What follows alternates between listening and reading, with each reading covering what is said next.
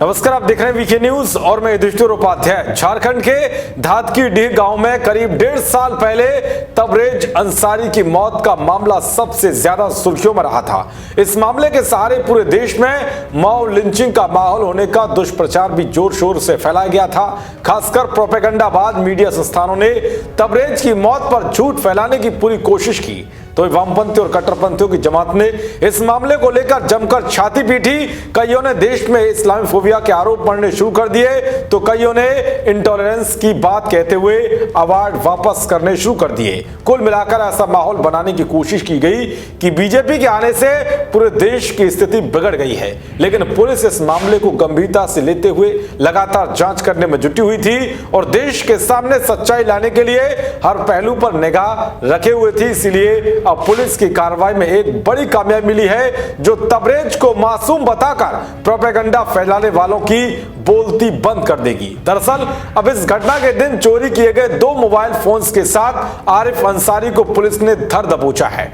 आरिफ अंसारी इससे पहले भी मोबाइल फोन्स की चोरी और चोरी की गई मोबाइल फोन्स की खरीद फरोख्त करने के मामले में जेल जा चुका है। उस पर पहले से ही कई मामले दर्ज हैं। थाना प्रभारी सनोज कुमार चौधरी इस पूरे मामले में अनुसंधान का नेतृत्व कर रहे हैं और उन्होंने पूरी सजगता के साथ जांच करते हुए आरोपी आरिफ को गिरफ्तार किया है, जो मृतक तबरेज अंसारी का साथी था और चोरी का सामान बेचा करते थे। बता दें कि इस पूरे मामले को संसद में भी उठाया गया था और केंद्र के साथ साथ झारखंड में भी तत्कालीन बीजेपी की सरकार होने के कारण विपक्षी दलों और नेताओं ने मुस्लिमों की मॉब लिंचिंग का मामला उठाते हुए तबरेज अंसारी की मौत के मामले में राजनीति की थी। उससे जय श्री राम बुलवाए जाने के आरोपों के अलावा हिंदुवादी गुंडों को उसकी हत्या के लिए जिम्मेदार ठहराया गया था।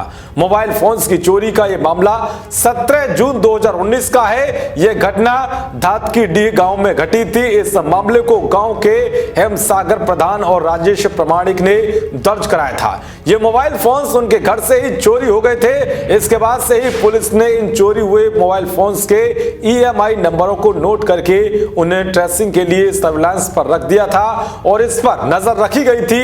हाल ही में चोरी हुए दोनों मोबाइल फोन्स ऑन किए गए, जिससे पुलिस तुरंत सतर्क हो गई। छानबीन के बाद पुलिस आरिफ अंसारी के घर पहुंची और उसे चोरी हुए मोबाइल फोन्स के साथ गिरफ्तार कर लाई।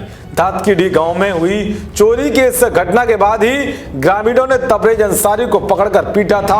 मोहम्मद इरफान और नुमेर अली नाम के उसके 2 साथी भागने में सफल रहे थे।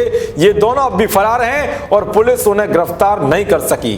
फरार आरोपियों के खिलाफ उनके परिजनों ने भी गुमशुदगी का कोई मामला दर्ज नहीं कराया है। पिटाई के 3 दिन बाद तबरेज अंसारी की मौत हुई थी। इसके अलावा सितंबर 2019 में झारखंड पुलिस ने तबरेज अंसारी की मौत के मामले में दायर चार्जशीट से हत्या की धारा को हटा दिया था। पुलिस ने डॉक्टरों की रिपोर्ट का हवाला देते हुए कहा था कि तबरेज की मौत तनाव और कार्डियक अरेस्ट की वजह से हुई थी। झारखंड पुलिस के इस फैसले के बाद सभी 11 आरोपियों के ऊपर से हत्या संबंधी IPC की धारा 302 हटा ली गई थी। खैर, अब उस गैंग को समझ आ जाना चाहिए जो तबरेज की मौत पर हो हल्ला कर रहा था कि तबरेज कौन था और उसकी मौत किस वजह से हुई।